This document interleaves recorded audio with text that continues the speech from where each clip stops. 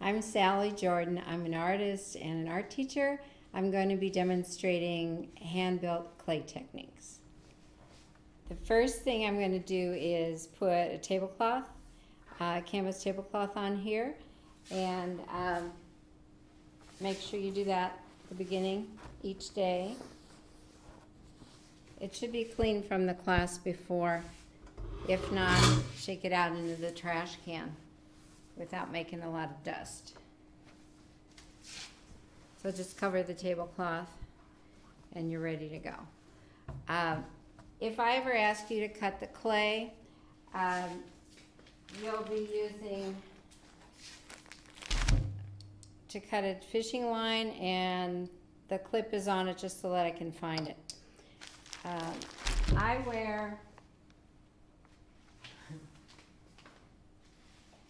I wear rubber gloves because my hands are really sensitive. If you have a cut on your finger or your hands are really sensitive too, you can bring gloves from home, and that's fine. I don't supply them for you.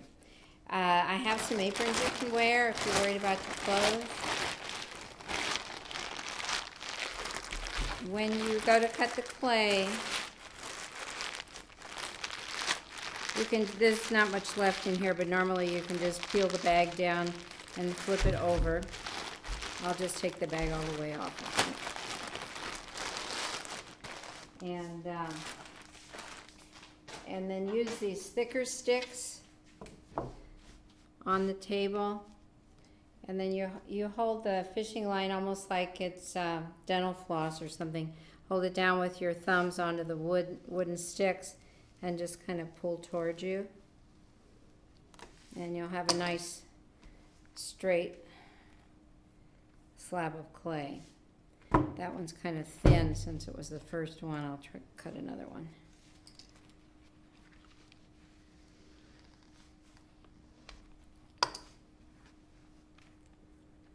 All right, so I'm going to put that back in the bag.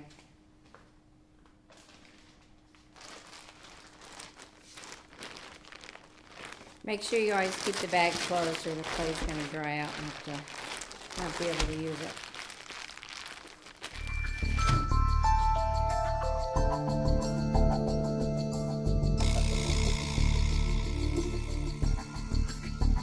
All right, the first thing I want to teach you is working with slab, and there's about 5 or 6 different things you can do working with slabs.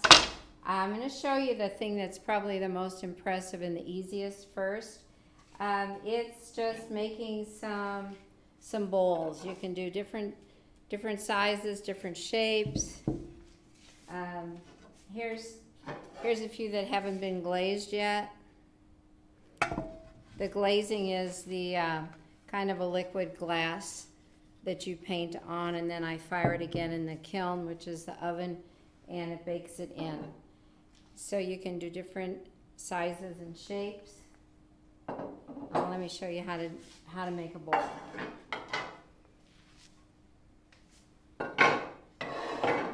So I'll be giving you a slab that's thicker than you need, and you're going to be making it even thinner because you're going to pick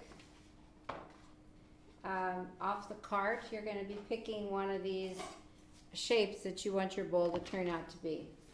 And if you want it flatter, you can use one of these flatter ones, which are more like pie plates, but they can look more like plates depending on how you cut it, or these deeper ones that are more like bowls.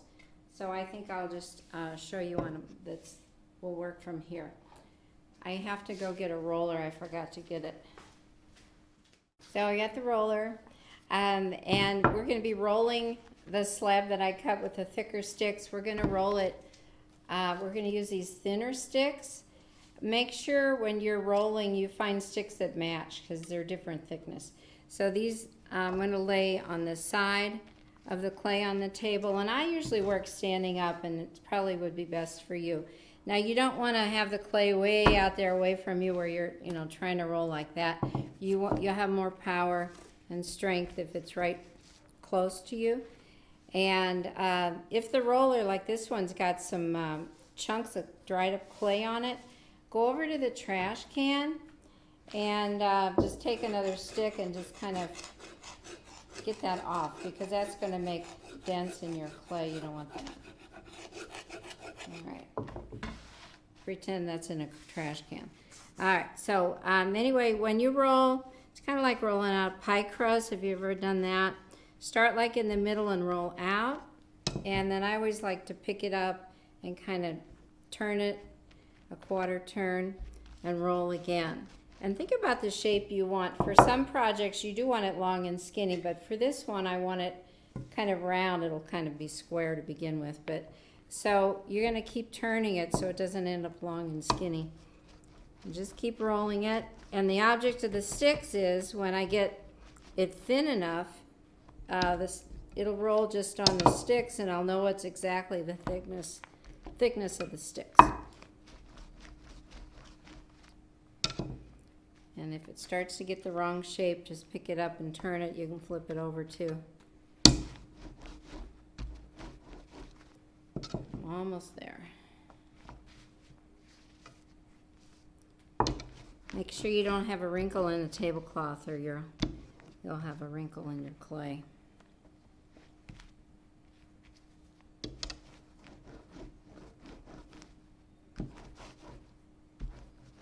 Okay, I probably need a bigger slab of clay to fit this big bowl. I think I'll go for a smaller bowl. Go for the little one.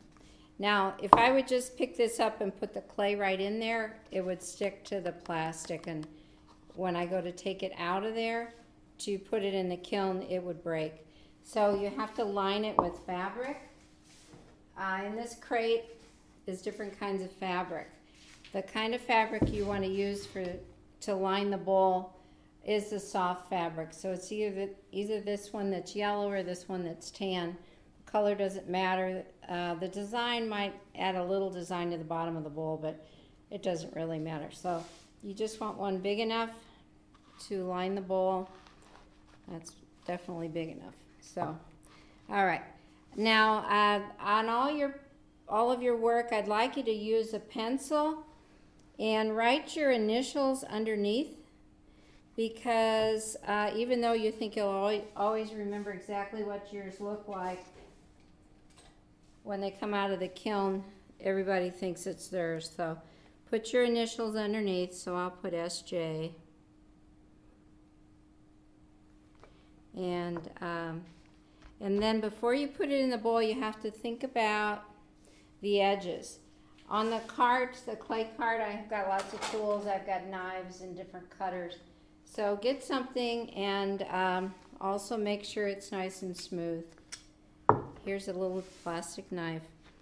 And I'm going to probably just cut the edges kind of wavy, but right now there's cracks along the edges, and I don't want that. So, and also it's sticking way out on this side. So I'm just going to kind of cut a wavy, interesting design. And basically, I'm just cutting off any bad edges too.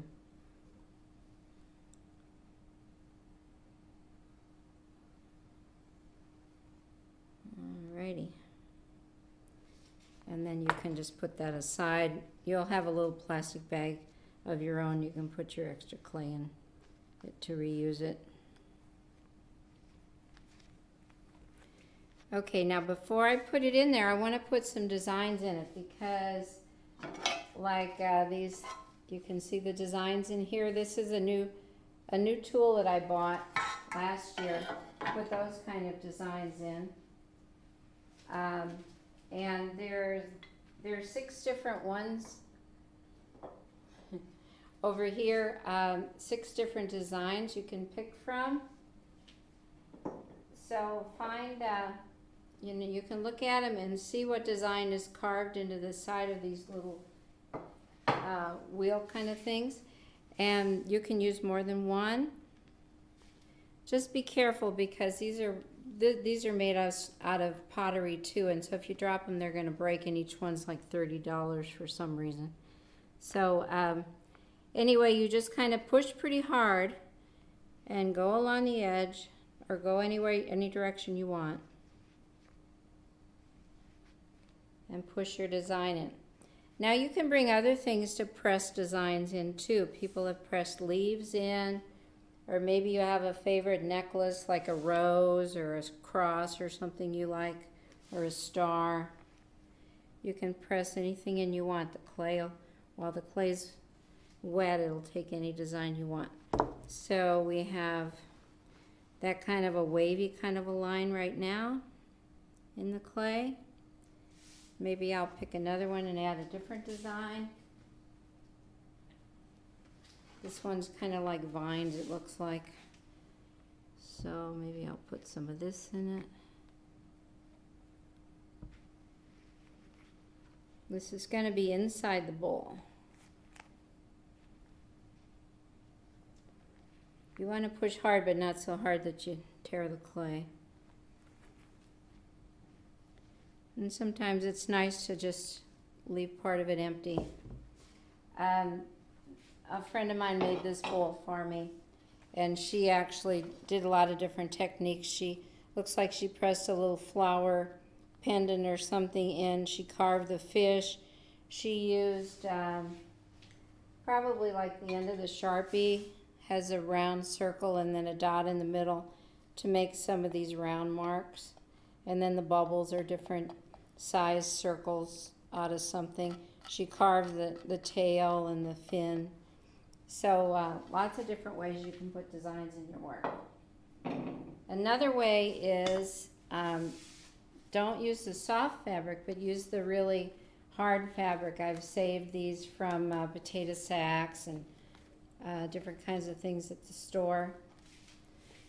Find a design you like this one would make diamond shapes. And all you have to do while the clay is wet, I'm not going to do it on this one because I'll mess up my other design, but just lay it down, use the roller, and you just roll the design in. And you can actually leave that on there while you're picking it up, because then you have to kind of press it in there and then you won't get fingerprints. So when you go to pick it up, when you think it's cut around the edges and you put your initials underneath and you put all the designs in, then to pick it up, you don't want to just kind of grab it and mess it up. What I like to do is kind of lift the back of the tablecloth so I can get my fingers underneath.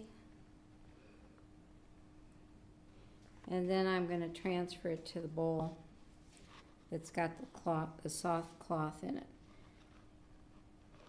Now if you just do it like that, I guess it could be like a plate or something, but if you want a bowl, you're going to have to press it down, and you don't want to press with your fingers, you're going to have fingerprints. So press with like the back of your hand.